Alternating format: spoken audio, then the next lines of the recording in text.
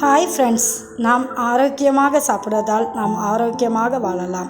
இன்றைய ஆரோக்கியமான காலை உணவு பார்ப்போம்.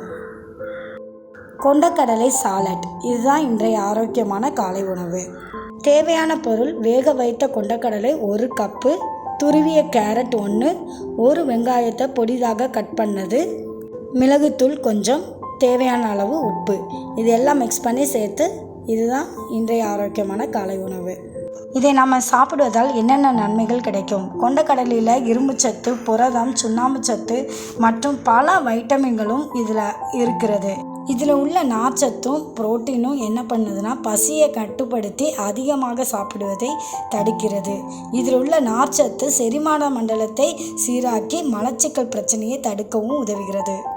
இரத்த சர்க்கரை அளவை கட்டுப்படுத்தி நீரிழிவு நோயின் அபாயத்தை இது குறைக்கிறது. இதில் புரோட்டீன் இருப்பதினால் எலும்புகளை வலுப்படுத்துகிறது.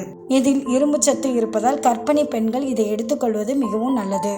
கேரட் சாப்பிடுவதால் நம்முடைய கண்கள் தெளிவடையும், பார்வை கோளாறும் சரி செய்கிறது.